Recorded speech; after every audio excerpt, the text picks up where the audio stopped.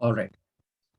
Let's begin with your again revision of income from salaries. We will break this revision into three parts. Okay, 17.1, 17.2, and 17.3 part. All right, everybody. Okay, so please quickly help me with the revision also. Okay, you have to answer quickly. Chalo, charging section of salaries. 15. 15. How it is charged? Accrual or receipt, whichever is Earlier. earlier. Right, everybody? Okay. Everyone okay till here? So you have to be very careful if the salary is due or not due on the end of the month or in the beginning of the next month and all of that. तुमको देखना पड़ेगा, ठीक है? Then tell me quickly, salary received from college. Is it a salary or income from other sources? Salary received from college by a teacher. Salary. This salary. Again, let us say paper checking or extra something given by the college to the professor. Again, salary. But any paper checking or any extra services or any fees given by university to a professor, bachcho, that will be what? Income from other sources. Because with, you can say, university, there is no directly employer-employee relationship. Right, everyone? Then, salary received by member of parliament or state legislature. Again, not a salary because there is no employer-employee relationship. Right, everyone? Done till here? याद आ रहा सभी को? Yes?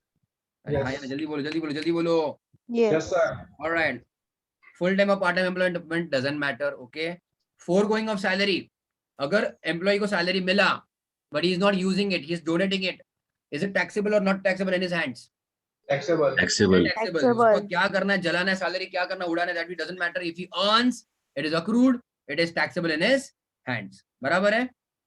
Then advance salary, बच्चों, tell me, will it be taxable or not taxable? Advance salary. Yes. Obviously taxable in the year in which Taxable. he is receiving it. Okay, even before it is accruing, उसको मिल रहा है, taxable. Arrears of salary, very important. When it will be taxed? When it will be taxed? Arrear of salary, due or receipt? Receipt. It is receipt because बच्चों वो due या फिर accrue हमको पता नहीं वो कब था. तो जब जो साल मिला, it will be taxed. Tell me quickly, arrears of salary के लिए बच्चों कौन सा section help करता है आपको? Relief. Quickly. 89. 89. Section 89 relief. बहुत सारा amount of arrears of salary will be taxed in one single year. इसलिए हम section 89 का relief लेते हैं. Can you tell me the steps for section 89 quickly? Yes, sir. 2 साल में मिला arrear, तो that year के बच्चों 2 calculation होंगे. One With is arrear, step number 1. without Clear arrear. attention. Step number 1 with arrears, tax on with arrears. Step number 2 tax without arrears. Without arrears. Step number 3 बच्चों 1 minus 2 का difference. बराबर है? Yes. Then step number 4, जो साल से वो belong करता था, जो साल से बच्चों belong करता था, वहां का बच्चों tax with arrears. Step number 5, जो साल का वो belong करता है without arrears. बराबर है? Step number 6 is बच्चों again difference between 4 and 5. Again 7 बच्चों क्या है? Difference between difference. Difference Three between difference. So minus 3 minus 6. 6 हुआ. ये आपका difference हुआ. That is your relief. हाँ या ना? Yes. And you will reduce this relief बच्चों from step number 1. 1. That is the final relief. मतलब सब कुछ कैलकुलेट करने के बाद ना सेस सर्चा जो भी रहेगा. Yes? Yes. याद है सभी को? Amazing, fantastic, cool. Loan again or loan or advance against salary मतलब क्या बच्चों उसने एडवांस पे ले लिया पैसा? नहीं. He's taken a loan. He will repay the loan. ठीक है? लोन और एडवांस मतलब उसने लोन लिया तो लोन रिपे करेगा. हाँ या ना? Yes. ठीक है. 17.1 में आपको बच्चों बहुत सारा बेसिक सैलरी आने वाला, बेसिक डी है, bonus and all of that, allowances है कि नहीं? Yes, that we will check. Obviously basic is fully taxable. Yes, Yes. Bonus allowances also बच्चों ऑब्वियसली फुल्ली टैक्सेबल. वो हम लोग देखेंगे, उसका टेंशन नहीं है, चलेगा.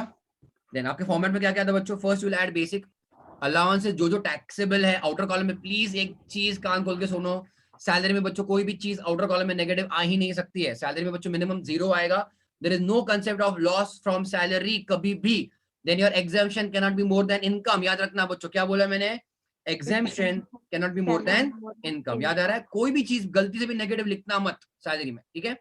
So basic, add your allowances, add your remaining perquisites and all of that, ठीक है? 17.1, 17.2 and 17.3 हो गया. आपको क्या मिलेगा बच्चों? Gross salary.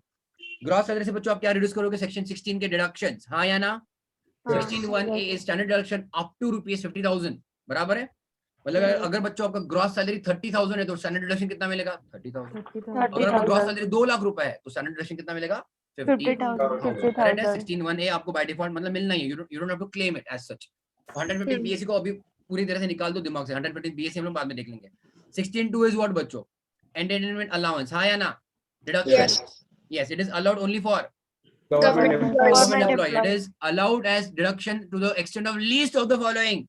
पहली बार statutory limit देखा हम लोगों ने बच्चों कितना 5,000. 5,000 or entertainment allowance actually received or 20% of 20% of basic salary. salary. When you say government, it means central and state both. Obviously, ठीक है? Please याद रखो entertainment allowance में आपने कितना खर्चा किया है, that is irrelevant, right? And 16(3) बच्चों कौन सा?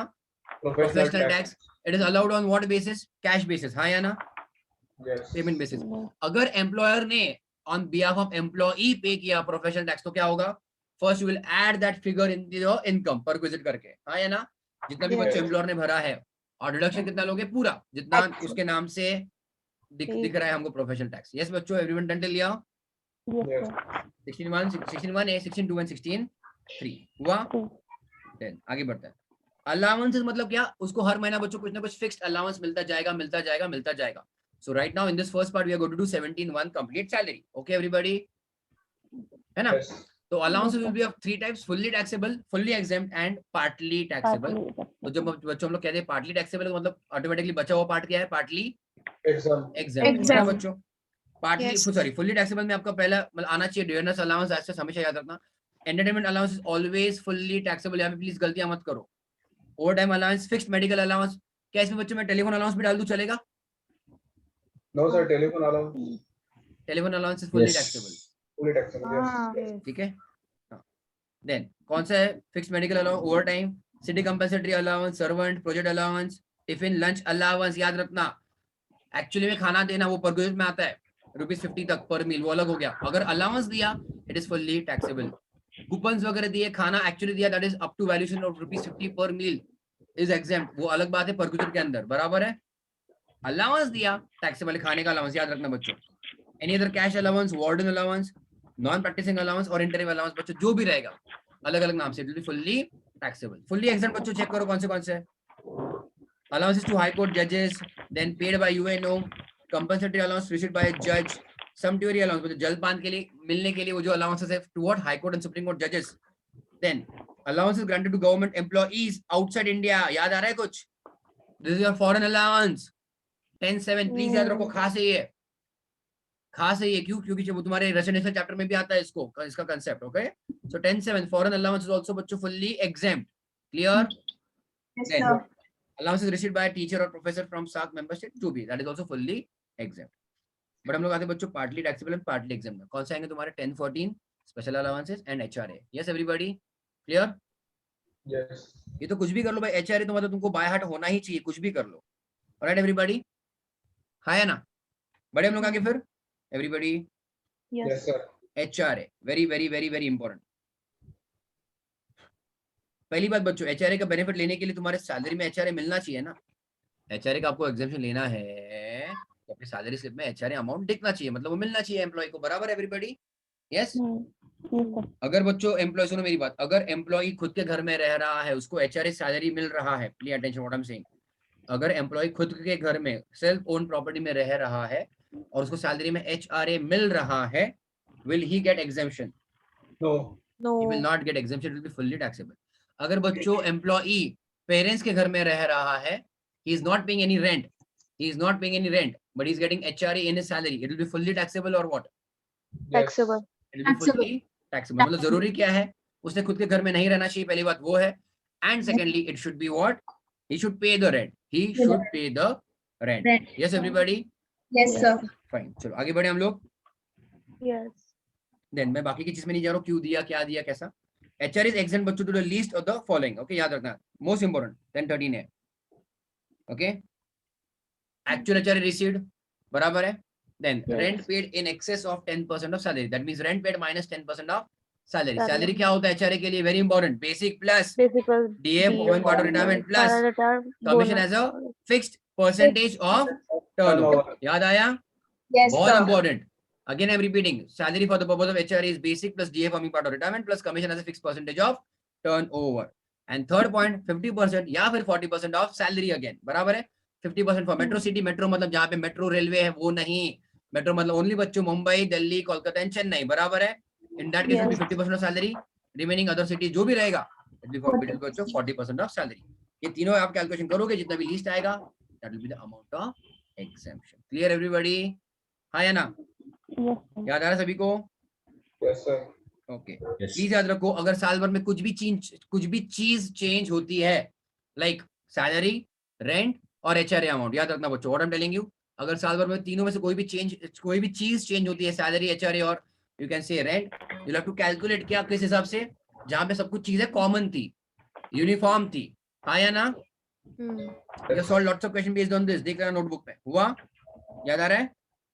ठीक है, तो सैलरी में बच्चों कोई भी लॉस का कंसेप्ट नहीं आता है, प्लीज याद रखना, this is the very much basic thing.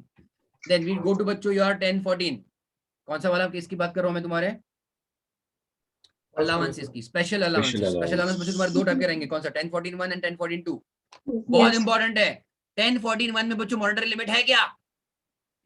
10 14 1 में there is no monetary limit, जितना देना है दो, 1000 10,000 1,00,000 जितना देना है दो अलाउंस, कोई टेंशन नहीं है, there is no monetary limit, but the amount of exemption depends on Actual utilization. Expenditure.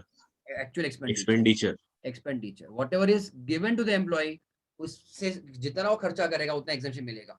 Again बच्चों common sense, will my exemption be more than income? No. अगर No. मान लो बच्चों मुझको 10,000 मिले 10 14 1 के अंदर, 10,000, ओके, पे अटेंशन, 10,000 मिला इज द रिसीट। अगर मैंने 12,000 खर्चा कर दिया, मुझको एग्जेम्पशन कितना मिलेगा? 10,000. 10,000 क्या मिलेगा, मतलब मैंने 2,000 मैंने गवाए, खुद के पॉकेट से डाले, बराबर है कि नहीं? अगर 10,000 मुझको मिला है अलाउंस 10 14 1 का, मैंने 7,000 खर्चा किया, मुझको एग्जेम्पशन कितने का मिलेगा बच्चों? 7,000 का मिलेगा, 7,000. मतलब 3,000 विल बी टैक्सेबल, है कि नहीं? Yes. So there is no monetary limit on the amount of allowance which is to be given, but the exemption depends on amount of actual expenditure, and obviously common sense, exemption cannot exceed the income. याद आया सभी को? Clear यहाँ तक?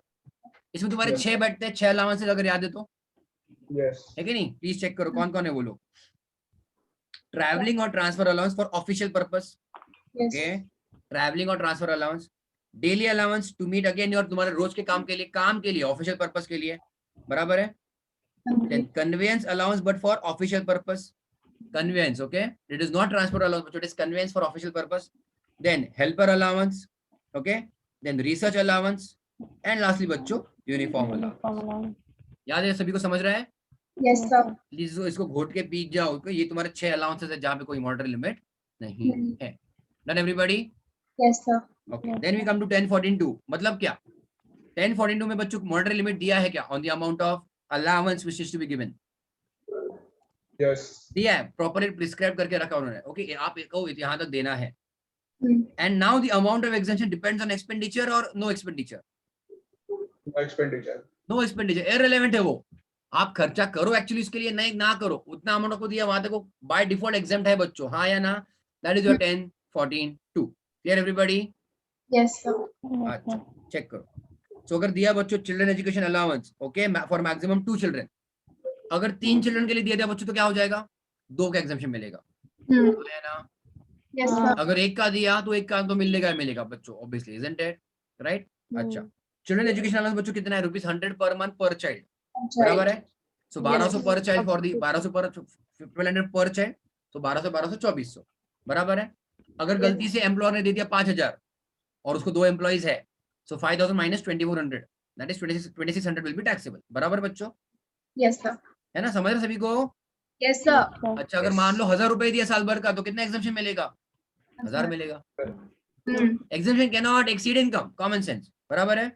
Yes, sir. अच्छा, अगर 2400 दिया है, उसने खर्चा 0 रुपीस का किया है, उसको 2400 दिया है बच्चों, खर्चा 0 rupees, how much taxable? 2,400.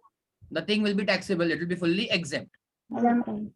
2400 Hmm. मिला, उसने खर्चा कुछ नहीं किया, कितना taxable? Nothing taxable, fully Exempt. Exempt, है ना? याद है कि नहीं? Yes, sir. Okay, then children hostel allowance कितना? 300 रुपए पर मंथ पर चाइल्ड, All child, yes. मतलब 3600 रुपए, 3600 पर चाइल्ड, मतलब 7200 फॉर 2 चिल्ड्रन, क्योंकि limit is up to 2 children, बराबर है? Yes. ओके, यहाँ तक सभी को क्लियर हुआ? ट्रांसपोर्ट अलाउंस बच्चों भी बस एक ही लोगों के लिए बचा हुआ है, नॉर्मल लोगों के लिए नहीं है वो, ओके, जो डिफरेंटली एबल्ड है, लाइक ब्लाइंड और डेफ एंड डम और ऑर्थोपेडिकली हैंडीकैप्ड, उनके लिए बच्चों कितना देखे रहेगा? 3200 पर मंथ, याद रखना, वहां तक एग्जेम्प्ट है। Alright everybody? Yes, sir. Alright, then employee of transport system, तुम्हारा रेलवे, बस जो भी रहेंगे पब्लिक ट्रांसपोर्ट के, उनके जो ड्राइवर कंडक्टर रहेंगे बच्चों, हाँ या ना? उनके Yes. डेली के खर्चे के लिए जो भी आपको ट्रांसपोर्ट अलाउंस दिया जाएगा, it is obviously for personal purpose, okay? And what will the amount of exemption? 70% of such allowance, but upper limit of 10,000 per Per. month. Okay, everybody? Yes, sir. Then बाकी के amount चलो फटाफट आपको by heart रखने पड़ेंगे. Tribal area allowance 200 per month. Special compensatory for tribal scheduled area agency areas 200 per month. Counter insurgency बच्चों जहाँ पे वो आर्म्ड फोर्सेस के हैं 3900 per month. अंडरग्राउंड अलाउंस मतलब उनका काम ही वैसा माइनिंग में वगैरह रहेगा, अननेचुरल क्लाइमेट में रहेगा 800 रुपए per month, 800 per month. Then special compensatory highly active field area allowance to members of armed forces 4200 per month. Island duty for armed forces 3250 per month. Yes everybody? Yes, sir. ये तो तुम्हारे बच्चों 17(1) के अंदर. Yes everyone? और कौन सा allowance है बच्चों? Tell me medical allowance. Tell me fully exempt fully taxable क्या है मेडिकल अलाउंस? जल्दी बोलो मेडिकल अलाउंस का क्या है? Fixed medical allowance, sir. Medical allowance is fully taxable. Telephone allowance Fully taxable. Fully taxable. Then और कोई अलाउंस है बैठता है? बस यहाँ तक है ना? चलेगा. That is your 17(1) salary. Okay.